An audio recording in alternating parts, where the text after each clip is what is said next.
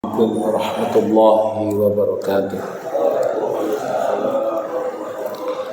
Alhamdulillahi rabbil alamin wa bihi nasta'in ala umuri dunya.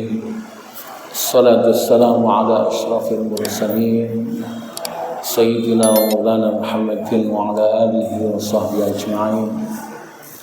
Subhanaka la ilma lana illa ma 'allamtana innaka antal 'alimul hakim. Rabbi shrah li sadri wa yassir li amri wahlul 'uqdatam min lisani yafqahu qawli. Ma ba'du. Al-Fatihah. A'udzu billahi minasyaitonir rajim. Bismillahirrahmanirrahim. Alhamdulillahirabbil alamin arrahmanir rahim. Iyyaka na'budu wa iyyaka nasta'in. Shiratal mustaqim. Shiratal ladzina an'amta 'alaihim ghairil maghdubi 'alaihim waladdallin. Amin.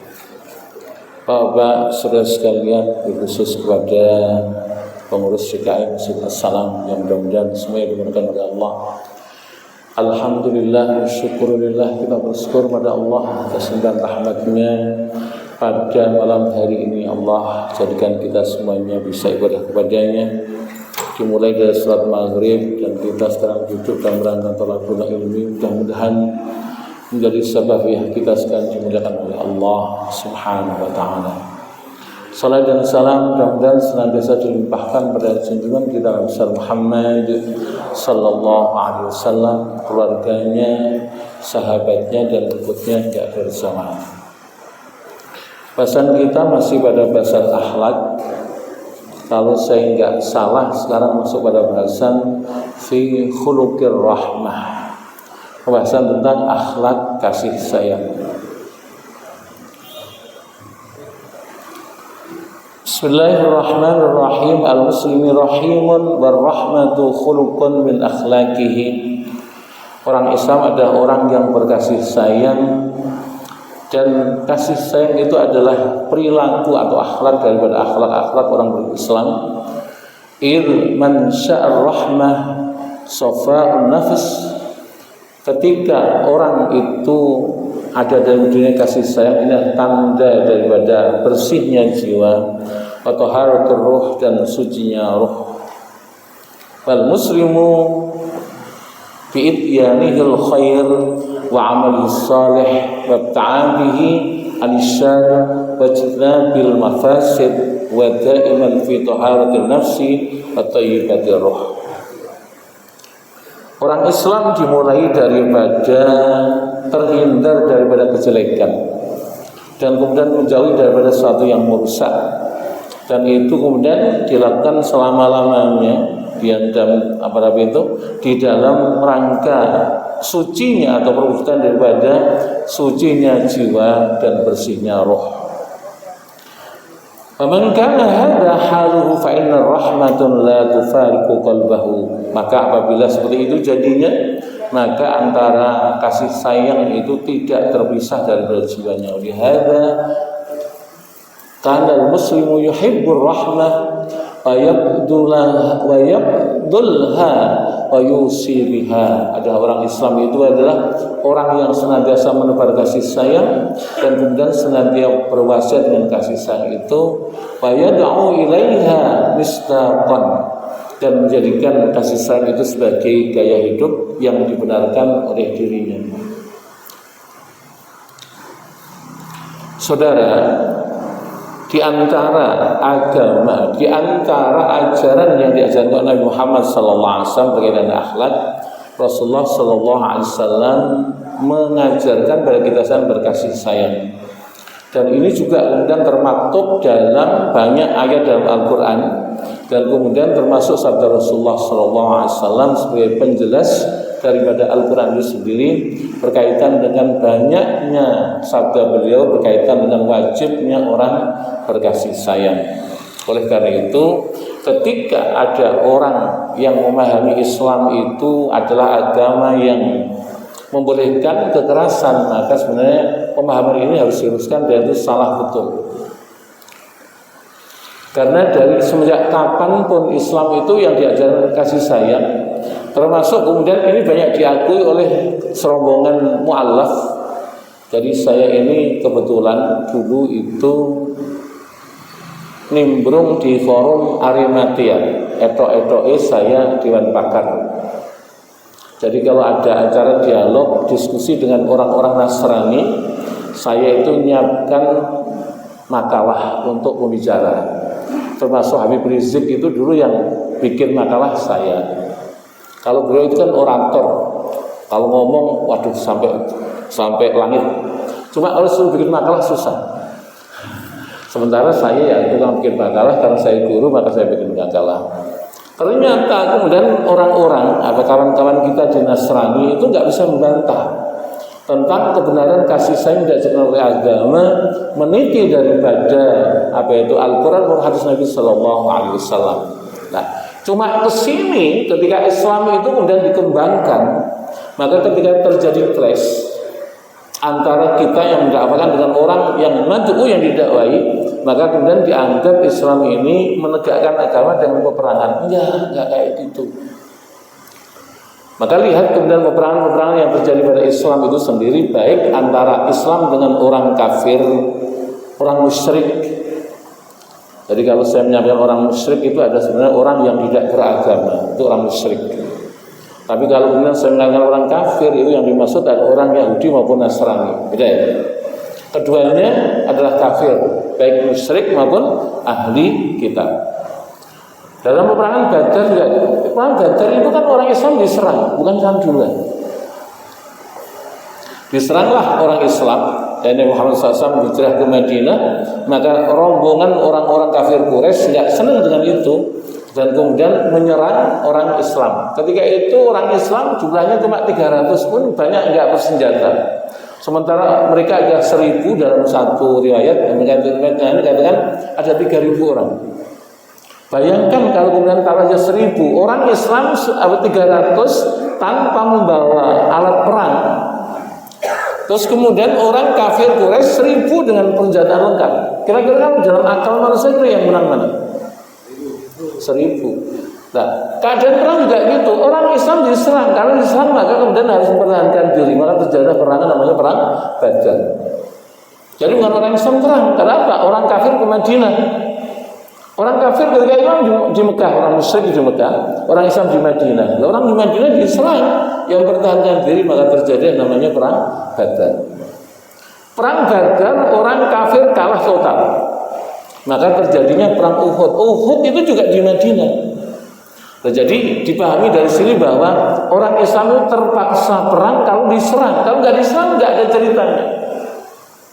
Sama ketika kemudian pada generasi kedua setelah wafatnya Rasulullah SAW, Islam itu mulai menyebarkan agamanya keluar daerah, keluar negeri, termasuk kemudian Andalusia. Yang akhirnya kemudian mereka takluk, dan takluknya orang Andalusia sehingga kemudian bisa menerima Islam itu bukan karena persenjataan orang Islam yang hebat, bukan, tapi karena cara berperang pun dengan kaidah-kaidah yang benar sehingga mereka tertarik untuk mengikuti Islam. Sama ketika kemudian Islam menaklukkan Persia juga kayak gitu.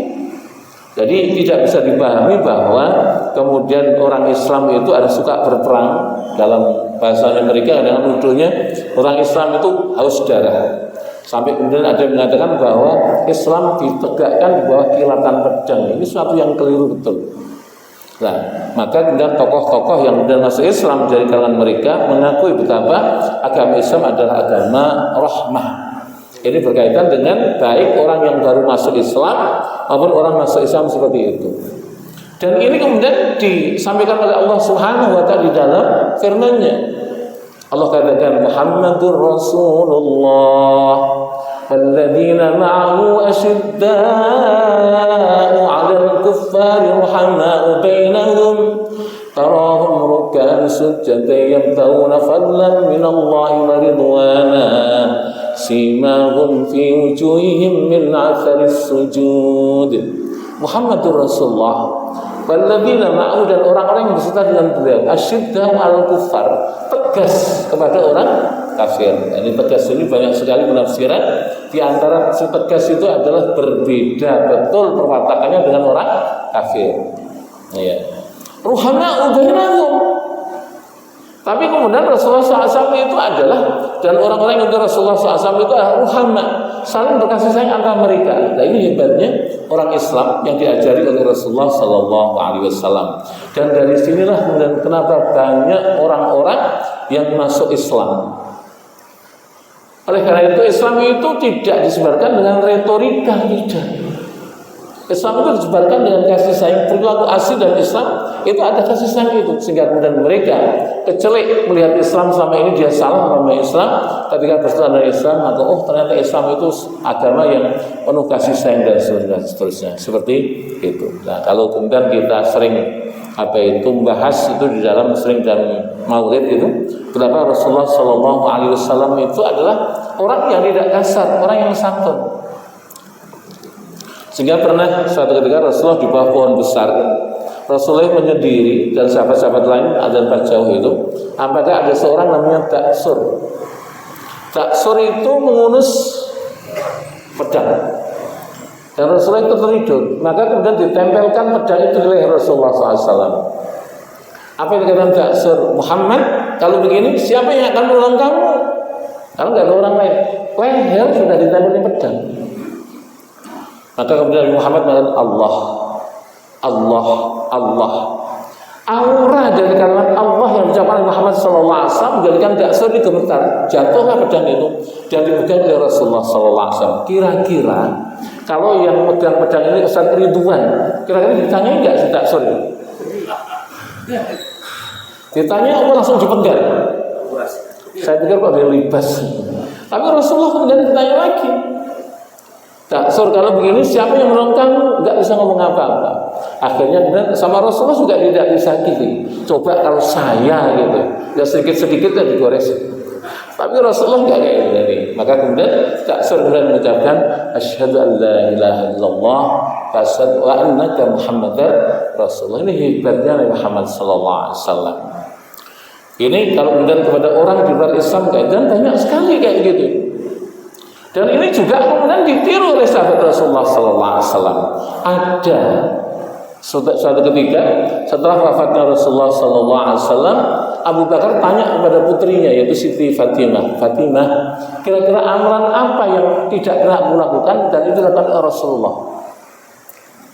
Fatimah merenung sejenak. Oh, kalau ada begini ayah, bahwa Rasulullah itu senantiasa ngasih makan kepada bawa roti kepada orang Yahudi yang ada di pasar itu.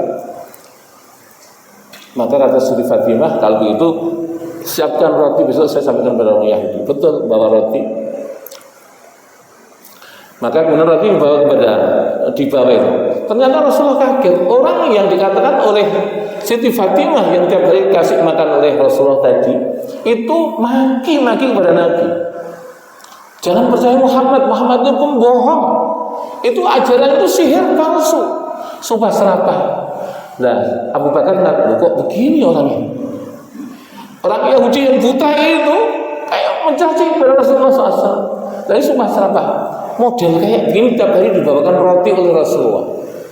Terus ngomong sak kemengi, sak capeknya, dibiarin aja.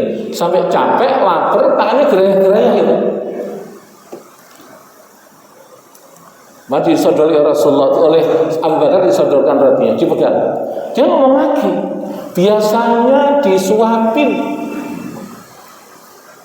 Makin geram aja Abu Bakar. Orang kayak ini disuapin oleh Rasulullah.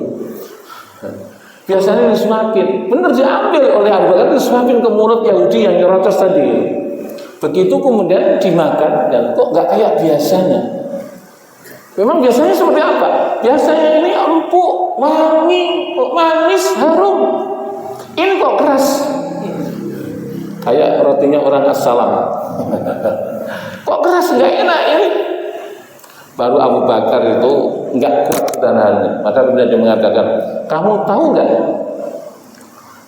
Yang ngasih makan kamu tiap pagi roti yang manis, enak, empuk, gurih itu siapa? Nggak tahu saya. Dia adalah orang yang kamu caci maki dari Muhammad SAW. Kaget orang Yahudi. Mana orangnya sekarang? Orangnya sudah meninggal dunia. Nangis orang Yahudi ini dalam ucapan asyhadu an la ilaha illallah wa asyhadu anna Muhammadar Rasulullah. Coba kalau kemudian tadi dikemplang kepalanya dengan piring roti oleh Abu Bakar, jadi masuk Islam enggak? Inilah hebatnya Rasulullah Sallallahu Alaihi Wasallam seperti itu. Lah kepada orang-orang yang mukmin jangan tanya Rasulullah itu sayangnya kayak apa. Maka kemudian kata bil mukminina raufur rahim. Kepada orang beriman Rasulullah itu rauf. Rauf itu mengayomi, rahim itu menyayangi. Suatu ketika pada bulan Ramadan ada seseorang ngomong pada Rasulullah, "Ya Rasulullah, celaka saya." Rasulullah itu enggak gapil, enggak perhatikan. Ngomong lagi, "Ya Rasulullah, celaka saya." Rasulullah diam aja gitu. Ngomong lagi, "Ya Rasulullah, celaka saya." Rasulullah baru ngomong, "Kenapa kamu celaka?" "Di siang hari Ramadan saya berhubungan dengan istri saya." Ini kata orang itu. Kalau begitu kamu sanggup enggak apa itu mensedekahkan seorang budak atau memerdekakan seorang budak wanita? Enggak Rasulullah. Kalau begitu kamu sanggup enggak kira-kira mengkodok 2 bulan berturut-turut? Karena kamu telah membatalkan 1 hari puasa di Ramadan di siang hari. Rasulullah 1 bulan jebol, apalagi 2 bulan berturut-turut. Rasulullah ngomong lagi, kalau begitu sanggup nggak kamu memberikan makan kepada 60 fakir miskin? Nggak sanggup Rasulullah, saya nggak punya apa-apa, saya miskin. Mungkin kalau kita miskin belagu. Rasulullah nggak kayak gitu. Maka Rasulullah pulang ngambil segantang besar kurma. Maka diangkat oleh Rasulullah, ini bagikan kepada 60 fakir miskin. Ngomong lagi dia, "Ya Rasulullah, di sini itu nggak ada orang yang lebih miskin dari saya." Angkat Rasulullah senyum aja, nggak marah. Coba kalau Pak Ratiwan marah, udah miskin nggak berpuasa, laku lagi. Rasulullah kata, "Udah ini angkat ke rumah, bawa ke rumah untuk makan anak istri." Kayak gitu Rasulullah SAW. Ruhama'u bainahum. Dan ini yang diajarkan oleh Rasulullah Sallallahu Alaihi Wasallam. Oleh karena itu bagi kita sekalian, terlalu banyak perintah-perintah dari Allah Subhanahu Wa Taala merujuk daripada yang diperintahkan pada kita sekalian dari kebaikan Rasulullah Sallallahu Alaihi Wasallam.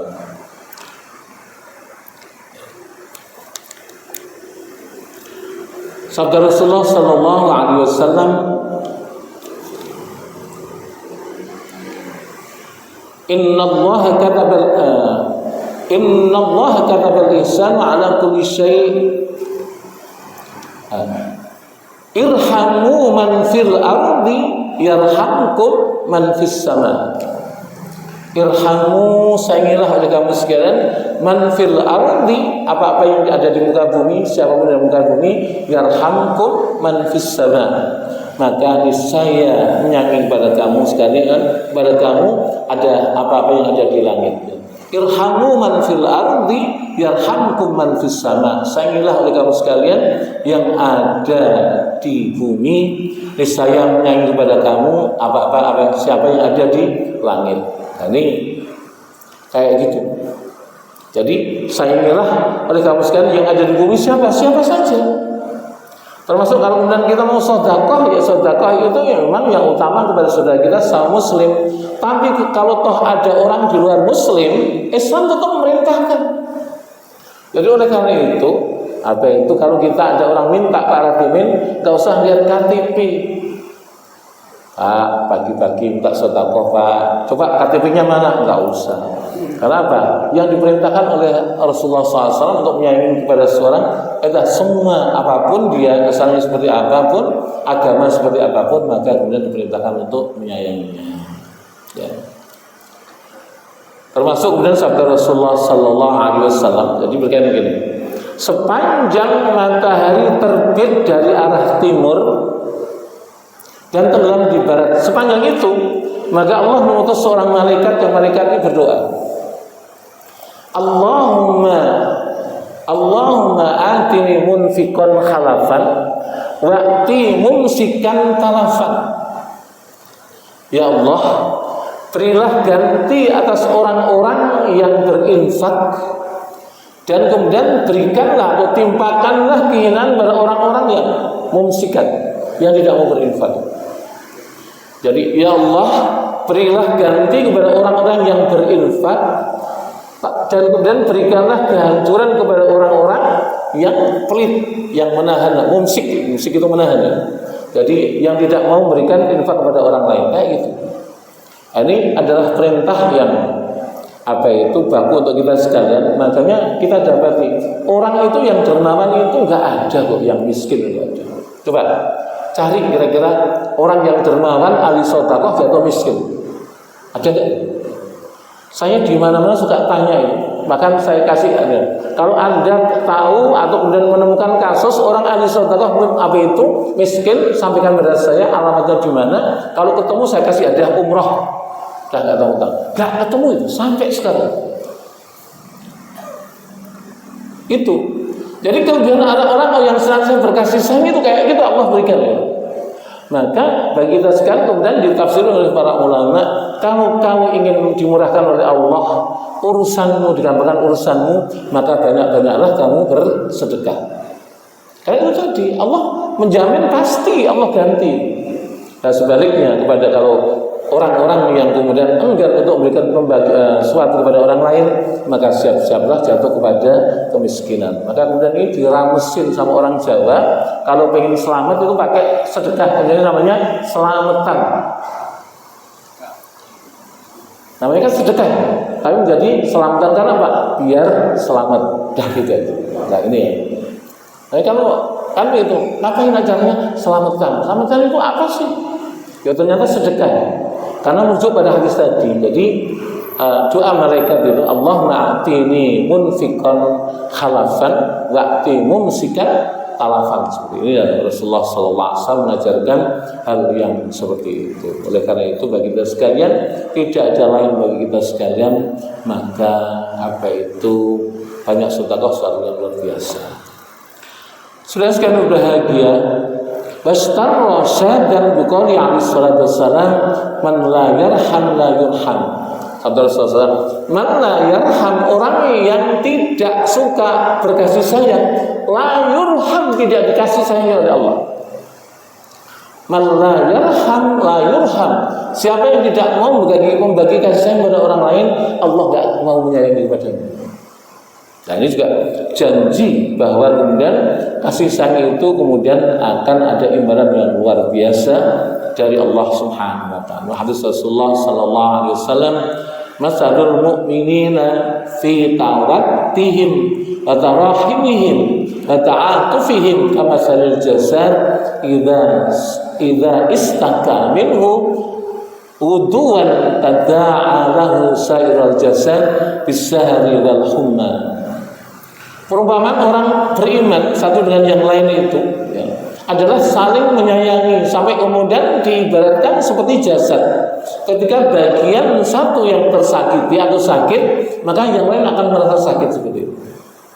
Ini perumpamaan orang Islam seperti itu. Jadi kalau satunya sakit, kalau kita badan ya, umpamanya kita jalan, kaki kesandung, yang kesandung adalah kaki. Terus kemudian mata itu tanpa disuruh ngeliatin. Karena nggak disuruh kan. Jadi kalau kesandung kaki, mata tanpa disuruh ngelihat. Baru kemudian lisan juga tanpa dikomando, astagfirullahaladzim atau innalillahi wa inna ilaihi raji'un. Itu satu jasad perumpamaan kayak gitu. Nah, harusnya kemudian orang Islam atau orang beriman itu juga mencontoh begini, bahwa antara umat Islam atau orang beriman itu semuanya adalah bagaikan satu sajad. Kalau kemudian satunya mendapatkan sesuatu, maka satunya yang lain sebagai yang lain, maka ikut menimbulkan. Itu gambaran dari Muhammad sallallahu alaihi wasallam seperti itu. Rawal Bukhari an Anas bin Malik radhiyallahu anhu qala dakhalna ma'a Rasulillah sallallahu alaihi wasallam ala Abi Yusuf al-Qain fakana dhi'ran Ibrahim fa akhadha Rasulullah sallallahu alaihi wasallam Ibrahim waladahu wa qablahu wa shammuhu thumma dakhalna alaihi ba'da dhalika Ibrahim yajudu bi nafsihi faja'alat aynan Rasulillah sallallahu alaihi wasallam qad riqani faqala lahu Abdurrahman bin Auf radhiyallahu anhu wa anta ya Rasulullah faqala ya ibn Auf innaha rahmah. Suatu ketika Rasulullah sallallahu alaihi wasallam mendatangi seorang yang sakit kepada keluarga Ibrahim yang sakit itu adalah anaknya. Maka kemudian karena saking payahnya Ibrahim itu, maka kemudian dipanggil oleh Rasulullah. Rasulullah itu terenyuh ketika menggendong Ibrahim yang sakit itu. Maka kemudian keluar air matanya. Nah, Abdurrahman bin Auf yang putra Rasulullah SAW mengatakan, "Wa'ta ya Rasulullah, kenapa engkau menangis ya Rasulullah?" Faqala, maka kemudian Rasul mengatakan, "Ya bin Auf, innahar rahmah." Ayat Abdurrahman bin Auf, nangis ini adalah gambaran daripada kasih sayang, kayak begitu. Makanya kalau kemudian kita ada empati pada orang lain, orang yang ada musibah, kita mengucapkan inna lillahi wa inna ilaihi raji'un, itu adalah ungkapan kasih sayang. Istirja itu ungkapan kasih sayang. Yang sakit dia, tapi yang istirja kita. Ini adalah gambaran kasih sayang. Nah, tapi kalau kemudian ada orang musibah, alhamdulillah gitu kan. Ini bentuk kebengisan kayak gitu. Ada nggak kayak gitu?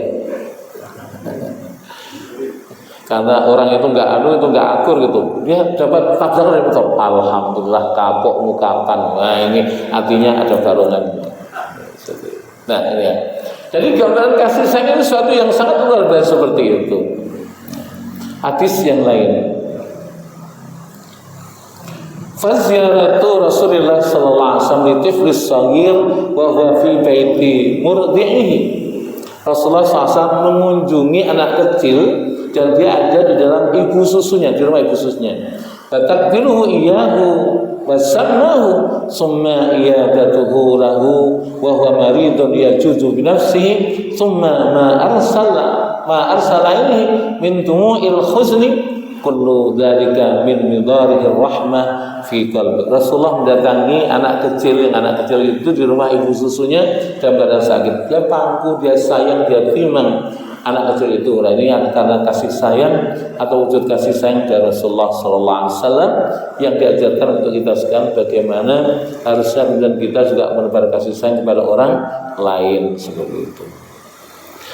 Baru yang Bukhari an Nabi Hurairah radhiyallahu anhu anna Rasulullah sallallahu alaihi wasallam qala bainama rajulun yamshi fasqadda alaihi al-'atas fanazzala bi'ran fashariba minha thumma kharaja fa idza huwa bikalbin yalhas ya'kul thara min al-'atas faqala laqad balagha bihadha misla alladhi balagha bi famula'a khuffahu thumma amsakahu bifaihi thumma raqa fasaqal ka'bah fasaqarallahu faghfaralahu. Rasulullah mengatakan, hadis riwayat Imam Bukhari, suatu ketika ada seorang laki-laki yang jalan dan keadaan sangat haus. Maka dia mendapati ada bi'r itu sumur ya. Dan kemudian dia nyebur ke sumur itu untuk minum air dengan sepatunya. Nah, kemudian ketika jalan ke atas, sampai atas itu dia melihat anjing yang terengah-engah. Nah dia berpikir, oh ini anjing ini mungkin juga kehausan. Nah dia balik lagi mengambil air dari sepatunya itu dan kemudian sepatunya dikasih, yang air dikasihkan ke anjing. Anjing itu ngangguk-ngangguk berterima kasih kepada orang ini. Dan menjadikan orang itu diampuni dosanya oleh Allah Subhanahu wa taala. Sedekahnya kepada siapa ini? Anjing. Tapi menjadi kemudian diampuni oleh Allah Subhanahu wa taala gara-gara memberikan minum kepada seekor anjing. Nah bagaimanapun juga kalau namanya anjing itu tidak akan lebih mulia dibandingkan dengan manusia. Maka bagi kita sekarang ya kayak gitu. Cuma kalau sekarang kadang-kadang minta-minta itu bukan karena butuh ya. Minta-minta jadikan profesi. Ini ya repot. Kalau begitu gimana ya? Orang yang memang profesinya minta-minta kadang-kadang pakai daftar lagi. Ke Ustadz Ridwan dikasih 5.000, ke Pak Asep dikasih 1.000, pokoknya gitu. Ditulis Pak Ridwan 5.000. Besok Pak Asep udah nggak dilirik lagi karena yang banyak Pak Ridwan. Kayak gitu dia punya daftar kayak. Nah berkaitan dengan orang yang kayak itu dikasih nggak? Memang ini ada dua arah. Arah satu adalah orang itu yang memang kerjaannya minta-minta itu nanti bangkit di hari kiamat dalam keadaan buta. Ini untuk orang minta-minta. Cuma pada orang yang berkaitan dengan ada yang minta kepadanya, ada satu riwayat. Apabila engkau mendapati orang walaupun kemudian berkendara kuda sekalipun, kalau minta kepadamu harus kamu kasih. Ini kan sujud yang lain. Nah kuda zaman dulu kan kendaraan yang mewah. Kalau sekarang itu ya Alphard lagi. Jadi orang naik Alphard minta kasih. Ini kata Rasulullah SAW. Jadi jangan macam-macam. Kalau wilayahnya berbeda.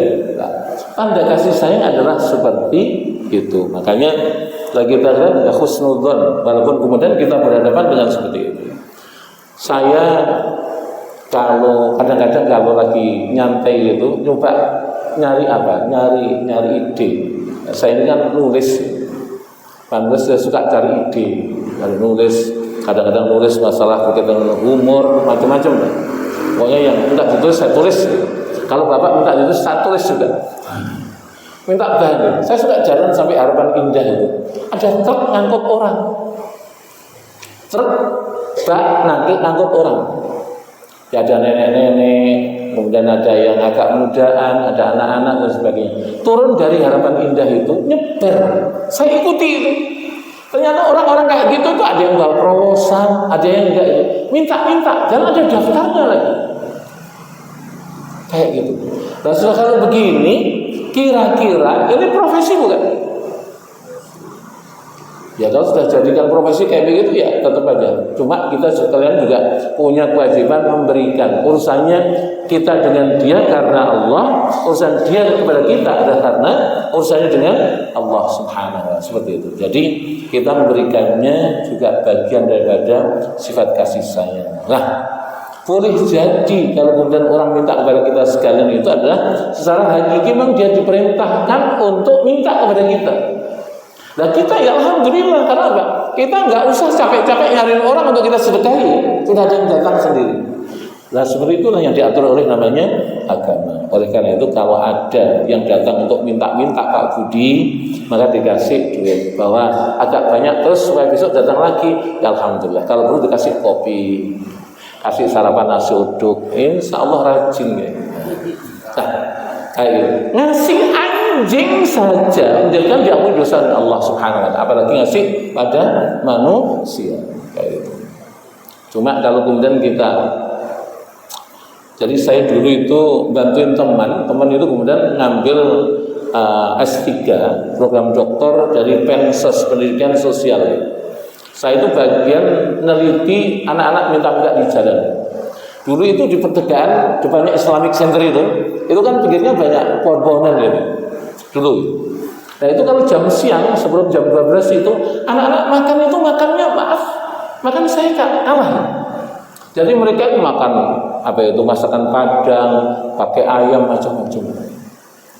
Saya bilang, wah betul. Jam 11 sudah pesta makan Padang, makan Padang. Dan mereka sering celoteh. Lo dapat berapa? Gua dapat 500. Enak lo. Gua kemarin jam segini gua dapat 700 baru 500. Jam 11 dapat 500.000 itu masih kalah dengan kemarinnya. Sedangkan sehari dapat berapa? Kadang-kadang 1 juta Pak. Apalagi kalau namanya mau lebaran itu banyak banget Pak. Ya Allah. Kalau begini kira-kira gedek atau gedek?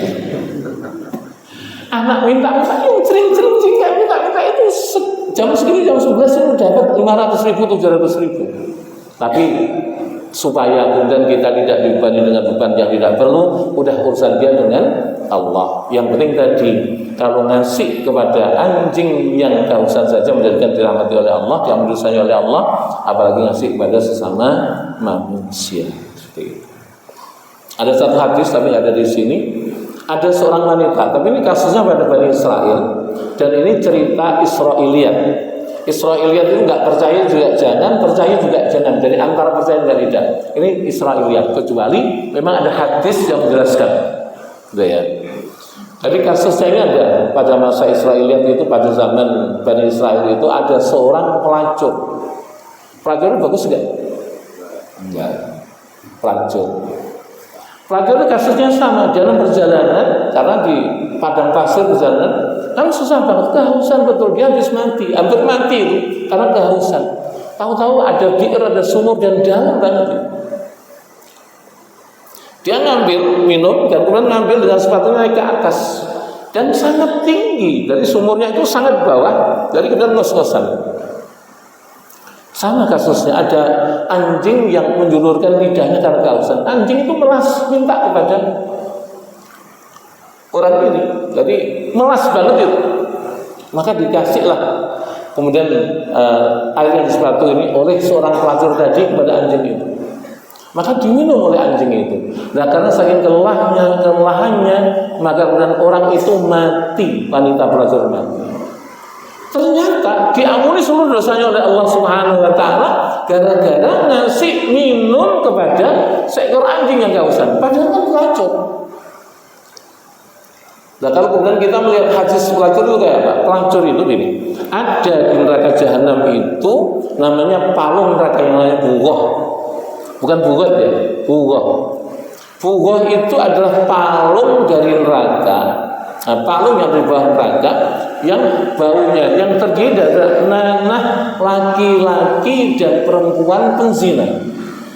Jadi kalau laki-laki perempuan penzina nggak tobat gitu, maka kemudian nanti akan keluar nanah dari kemaluannya. Dan neraka sendiri, jahanam sendiri minta perlindungan pada Allah atas bau dari bugoh ini. Ini rasanya baunya ini. Nah, ini akan diminumkan kepada pelacur-pelacur itu. Ini pelacurnya. Cuma gara-gara dia itu adalah memberikan minum pada seekor anjing. Padahal belum tobat wanita ini, mati gara-gara dengan kelelahan karena mengambilkan seekor seteguk air untuk anjing yang kehausan. Menjadikan diampuni seluruh dosanya oleh Allah Subhanahu wa taala. Inilah bobotnya kasih sayang seperti itu. Oleh karena itu bagi kita tidak bisa tidak. Mungkin urusannya juga ada konflik kita dengan yang lain. Cuma kalau kemudian dalam bahasa kasih sayang, maka tidak ada jalan lain. Ketika kita mendapati objek ada yang perlu dikasih sayangi, maka kemudian kita harus mencapai kasih sayang. Karena itu adalah inti daripada agama ini. Ya. Inna sani'a hadhil mar'ah mutahhara min madahirin qasbatul qulub wantina'ir rahmah minha warahmah la yunzau illa min qalbin saqi. Jadi karena kasih sayang ada pada wanita itu tadi, maka kemudian hatinya karena dipenuhi kasih sayang, maka kemudian dia rela mengorbankan dirinya yang sampai seperti itu gara-gara menolong seekor anjing. Ruwayat Bukhari an Abi Qatadah radhiyallahu anhu anna Rasulullah sallallahu alaihi wasallam qala inni la adkhulu fi shalah fa uridu italataha fa asma as-sabiyya fa tajawwazu mimma a'lamu min siddatin wajdi ummihi min bukaihi. Satu ketika di hadis riwayat Imam Bukhari menurut Qatadah Rasulullah SAW. Terus kemudian ada di dalam sholat itu anak kecil yang nangis. Ya karena anak kecil nangis mungkin sholatnya agak panjang. Padahal Rasulullah itu pengen sholatnya itu panjang. Ternyata ada anak kecil yang nangis. Rasulullah punya kesimpulan mungkin karena dia minta pada ibunya dan ibunya sholat, maka kemudian nangis. Maka Rasulullah kemudian memendekkan sholatnya. Padahal kemudian dia pengen sholatnya panjang. Itu karena apa? Karena sifat rahmahnya yang sehingga sholat itu walaupun maunya panjang, gara-gara ada anak nangis, anak kecil nangis, maka sholatnya dipendekkan sampai kayak begitu. Nah, nanti satu Tuhan kalau jadi imam gitu. Jadi kalau ada anak kecil nangis, udah cepat anak selesai, jangan paham salahnya sendiri kenapa nangis. Enggak sampai itu yang dilakukan oleh Rasulullah Sallallahu Alaihi Wasallam seperti itu. Satu lagi, riwayatnya Zainal Abidin Ali bin Al Hasan Al Husain. Jadi diriwayatkan ada Imam Zainal Abidin putra daripada Al Husain, gitu ya. Jadi salah satu-satunya putranya Sayyidina Husain yang hidup dari kasus Karbala. Nah, itu kemudian dia mau ke masjid. Fasabbah rajulun, dan ketemu dengan seorang laki-laki. Faqasadahu gilmanuhu liyadribuhu wa yu'adduhu. Maka kemudian ada orang yang maki-maki kepada Imam Zainal Abidin, maki-maki sampai dengan pengikutnya Sayyidina Zainal Abidin ini tadi mau ngeroyok orang ini. Maka kemudian dicegah. oleh Zainal Abidin, oleh Ali Zainal Abidin dicegah, jangan. Maka kemudian Zainal Abidin, Ali Zainal Abidin malah melepas gamisnya, dan kemudian gamisnya itu dikasih kepada orang yang maki-maki dia itu tadi. Jadi dikasih, dan kemudian dikasih lagi 1.000 dirham. Kaget orang ini.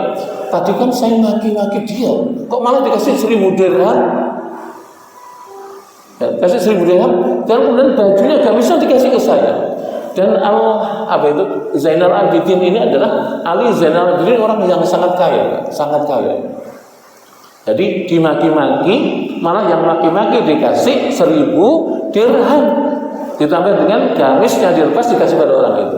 Nah, ini gambaran dari apa? Gambaran daripada kasih sayang. Oleh karena itu sebenarnya termasuk yang memadamkan marah dan permusuhan itu adalah kasih sayang. Nah, kalau tak percaya coba. Tetangga kita itu umumnya nggak jelas orangnya,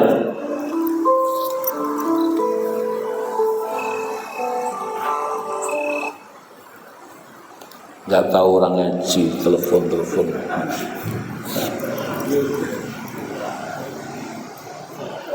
Jadi untuk memadamkan permusuhan dan sebagainya itu kasih sayang. Coba kalau ada tetangga, mohon maaf, ada tetangga yang kayak promocoran, maunya ganggu aja, ngeselin aja.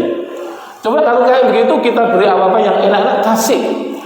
Mungkin sekali masih, besok ulangi lagi. Kasih lagi, ujungnya masih baik. Kan gitu ya. Coba kalau nggak percaya, ada tetangga yang pokoknya yang kita ini salah terus. Besok kalau dari pasar bawa mangga 5 kilo, kasih dia. Besoknya lagi pulang dari pasar dibawain nasi pecel yang paling enak, kasih sama dia 5 kali, insya Allah nggak musim lagi. Kenapa seperti itu? Kok jadi permusuhannya menjadi padam? Karena kasih sayang. Oleh karena itu ar-rahmah, gitu ya, yamutul bidha, kasih sayang itu akan mematikan permusuhan. Kita turunkan, nggak usah orang yang punya akal, kucing saja. Ketika kemudian kucing itu kemudian kita datang ke rumah kita pertama kita kasih masih celutak itu, besoknya kita kasih lagi, udah anteng besoknya. Apalagi tiap pagi kemudian kita beliin martabak atau apa, insya Allah tiap pagi datang pada kita. Nah, kalau perlu kemudian datang pada kita ucapin salam, assalamualaikum.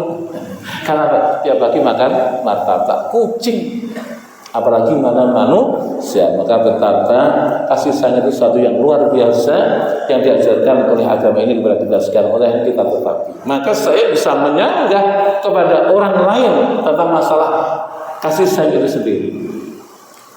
Saya punya kenalan seorang dokter pendeta. Dia kalau ngomong suka nyerocos, tapi dia pendeta hari Advent ke-7. Jadi ngomongnya itu Muhammad itu benar, Islam itu benar. Cuma batin saya kok nggak masuk Islam dari dulu. Kayak gitu. Maka kemudian dia mengatakan dalam hal kasih sayang, Islam saya pandang benar. Ini dia yang ngomong, bukan saya. Kenapa seperti itu? Karena ternyata di dalam Islam itu, kalau kemudian dalam agama saya, kata dia ini ya, kemudian kita ini kasih sayang cuma merekrut umat supaya banyak umat. Ketika umat sudah masuk, maka kemudian per bulan 10% dari penghasilan kita. Coba Islam, enggak kayak gitu. Islam itu merekrut umat bukan untuk dimintain, bukan untuk dipajekin, bukan, tapi untuk disayangi. Dan kalau toh kemudian mengeluarkan zakat 2,5%, itu adalah setiap tahun sekali 2,5%. Bayangkan kalau kami, kata dia itu, tiap bulan itu 10%. Jadi kalau gajinya 100 juta, tiap bulan itu setor sebanyak 10 juta. Tiap bulan. Dan kalau kali 12 ada berapa? Kayak gitu. Makanya saya yakin betul Pak, Islam itu adalah agama yang penuh kasih sayang. Itu kata dia. Saya tanyakan pada dia, kenapa ini nggak masuk Islam? Insya Allah Pak, ngomongnya Insya Allah. Kalau kamu ngomong sampai Assalamualaikum, ini pasti si pemilu. Betul. Kayak itu. Ujungnya dia tanya, ada satu hal yang dalam Islam saya belum paham. Kalau paham saya akan masuk Islam. Apa itu? Ya, dia boleh ngomong begini-begini. Ya, dimensi itu memang suatu yang gampang menurut saya, cuma ada kuncinya. Apa kuncinya? Satu, kalau sampai mau syahadat sekarang, saya akan ajarin sampai. Tapi kalau nggak syahadat enggak. Sampai sekarang Pak nggak syahadat, nggak ketemu. Ini hebatnya agama Islam. Sehingga kalau kemudian ada agama yang mengatakan kasih dan sebagainya, enggak.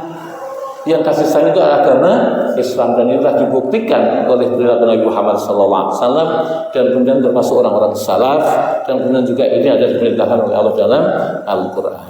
Baik, saya sudahi dulu, waktunya sudah habis. Mungkin ada sesuatu yang ingin diangkat, saya bisa. Cukup? Cukup. Ini saja, mudah-mudahan ada manfaatnya, dan mudah-mudahan kita senantiasa dinaungi oleh Allah dengan taufik dan munahnya, sehingga kemudian kita berjalan menurut apa-apa yang akan menghadirkan kemudian kita ketika kita kembali kepada Allah Subhanahu wa ta'ala. Al-Fatihah. Bismillahirrahmanirrahim. Alhamdulillahirabbil alamin. Arrahim. Maliki yaumiddin. Iyyaka na'budu wa iyyaka nasta'in. Shiratal mustaqim. Shiratal ladzina an'amta 'alaihim ghairil maghdubi 'alaihim waladdallin. Ada kurang lebihnya mohon maaf. Kita tutup dengan baca kafaratul majelis.